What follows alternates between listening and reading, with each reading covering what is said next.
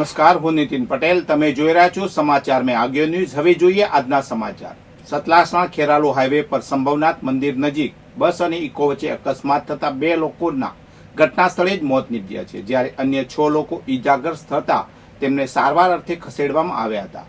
ઘટનાની જાણ સ્થાનિક લોકોને થતા સ્થાનિકો અને હાઈવે પરથી પસાર થતા અન્ય વાહન ચાલકો મદદ માટે દોડી આવ્યા હતા, જેમણે ઇકોમાં ઘાયલ થયેલા લોકોને બહાર કાઢ્યા હતા અને 108 એમ્બ્યુલન્સને જાણ કરતા એમ્બ્યુલન્સ ઘટના સ્થળે દોડી આવી હતી.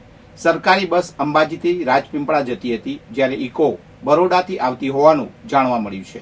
જોટાણા બજારમાં આવેલી બરોડા ગુજરાત ગ્રામીણ બેંકમાં ચોરોએ બેંકના પાછળના જાળીવાળા ચેનલ ગેટના બંને તાળા તોડ્યા હતા. તેઓએ બેંકમાં ઘૂસીને એલાર્મ સિસ્ટમ તોડી નાખી હતી, પરંતુ તપાસમાં જાણવા મળ્યું છે કે ચોરો તિજોરી તોડવામાં નિષ્ફળ રહ્યા હતા. આથી બેંકમાં રાખેલી લાખો રૂપિયાની રકમ સુરક્ષિત રહી હતી. બેંક મેનેજર અક્ષય જાદવ અને અન્ય કર્મચારીઓ કામ પર આવ્યા ત્યારે ચોરીનો પ્રયાસ થયાનું ધ્યાને આવ્યું હતું. મેનેજરની ચેમ્બરમાં ફાઇલો વેરવિખેર હાલતમાં હતી. સીસીટીવીનું ડીવીઆર ગાયબ હતું. તિજોરીની હેન્ડલ તૂટેલી હાલતમાં મળ્યું હતું. ત્યારે બેંક મેનેજર અક્ષય જાદવે અજાણ્યા શખ્સો વિરુદ્ધ સાંથલ પોલીસ મથકે ફરિયાદ નોંધાવી છે અને પોલીસે તપાસ શરૂ કરી છે. સાબર ડેરીના દૂધના વાર્ષિક ભાવફેરના વિરોધમાં થયેલા હિંસક પ્રદર્શન મામલે હિંમતનગર સેશન્સ કોર્ટે 47માંથી 42 પશુપાલકોને જામીન આપ્યા છે. બાકીના 5 આરોપીઓની જામીન અરજી પર સુનાવણી થશે. શનિવારે 42 આરોપીઓની જામીન અરજી મૂકવામાં આવી હતી. સોમવારે બપોરે જામીન મંજૂર થયા બાદ સાંજે પરિવારજનો અને મિત્રો જેલ બહાર એકત્ર થયા હતા.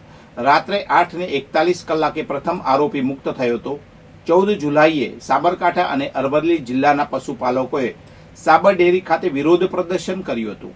આ દરમિયાન પશુપાલકો અને પોલીસ વચ્ચે ઘર્ષણ થયું હતું. હિંમતનગર એ ડિવિઝન પોલીસ સ્ટેશનમાં 74 નામજોગ સહિત 900 થી 1000 લોકો સામે ફરિયાદ નોંધાઈ હતી. પોલીસે 47 આરોપીઓની ધરપકડ કરી હતી. કોર્ટે 42 પશુપાલકોને ₹15,000ના જાત મુચરકા પર જામીન મંજૂર કર્યા છે. વિસનગર તાલુકાના ગ્રામ્ય વિસ્તારના નાગરિકોને હવે દાખલા અને પ્રમાણપત્રો મેળવવા માટે લાંબી મુસાફરી કરવી નહીં પડે. તાલુકા પંચાયત કચેરી ખાતે નવું જનસેવા કેન્દ્ર શરૂ કરવામાં આવ્યું છે. આ કેન્દ્ર 28 જુલાઈ 2025 થી કાર્યરત થશે. તાલુકા સેવા સદન અને મામલતદાર કચેરીના જનસેવા કેન્દ્રમાં રોજ મોટી સંખ્યામાં અરજદારો આવે છે. આ ભીડને ઘટાડવા અને ગ્રામ્ય નાગરિકોનો સમય અને ખર્ચ બચાવવા માટે આ નવી વ્યવસ્થા કરવામાં આવી છે. નવા કેન્દ્રમાં અત્યાધુનિક સુવિધાઓ ઉપલબ્ધ કરાવવામાં આવી છે. વિસનગર શહેર અને કોસા એને વિસ્તારના નાગરિકોએ હાલની જેમ તાલુકા સેવા સદન, મામલતદાર કચેરીના જનસેવા કેન્દ્રનો જ ઉપયોગ કરવાનો રહેશે. માત્ર ગ્રામ્ય વિસ્તારના અરજદારો માટે જ નવા કેન્દ્રની સુવિધા ઉપલબ્ધ થશે.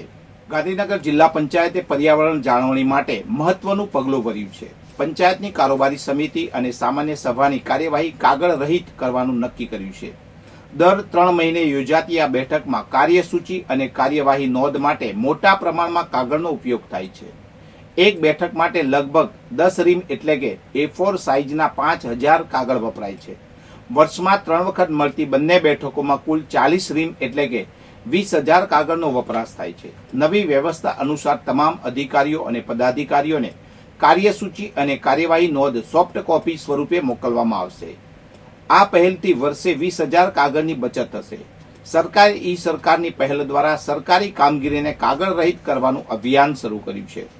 જિલ્લા પંચાયતનો આ નિર્ણય તેનો એક ભાગ છે. આ દરખાસ્ત ગુરુવારની સામાન્ય સભામાં રજૂ કરવામાં આવશે.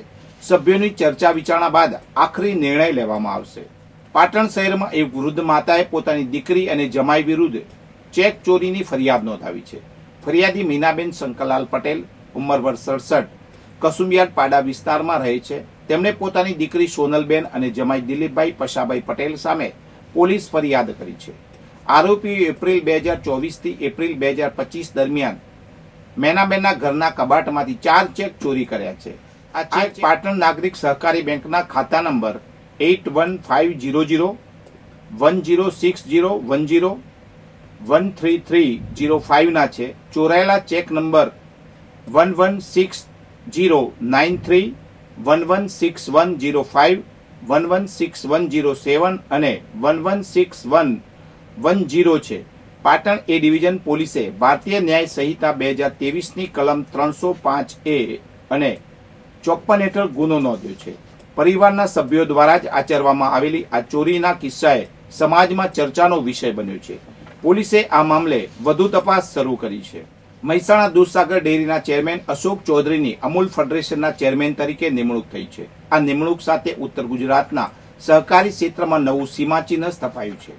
વિસનગર તાલુકાના ચિત્રવીપુરા ગામના વતની અશોક ચૌધરી મિકેનિકલ એન્જિનિયરના સ્નાતક છે અને વેપારી તરીકે કાર્યરત છે. તેમની રાજકીય કારકિર્દીની શરૂઆત 1995માં ભાજપના પ્રાથમિક સભ્ય તરીકે થઈ હતી. અશોક ચૌધરીએ મહેસાણા શહેર અને જિલ્લા ભાજપમાં વિવિધ હોદ્દાઓ સંભાળ્યા છે. 2005 થી 2007 દરમિયાન તેઓ મહેસાણા નગરપાલિકાના પ્રમુખ રહ્યા હતા. 2016માં દૂધસાગર ડેરીના ડિરેક્ટર બન્યા અને 2021 થી ડેરીના ચેરમેન તરીકે સેવા આપી રહ્યા છે. તેમની કાર્યકુશળતાને કારણે 2024માં અમેરિકા દ્વારા ઇન્ટરનેશનલ કોઓપરેટિવ ચેમ્પિયનશિપ એવોર્ડથી સન્માનિત કરવામાં આવ્યા હતા. તેમણે રાજસ્થાન વિધાનસભા ચૂંટણીમાં 2009, 2013 અને 2018માં મહેસાણા જિલ્લાના ઇન્ચાર્જ તરીકે મહત્વપૂર્ણ ભૂમિકા નિભાવી છે. વધુ સમાચાર માટે જોતા રહો સમાચાર મેં આગે ન્યૂઝ. નમસ્કાર.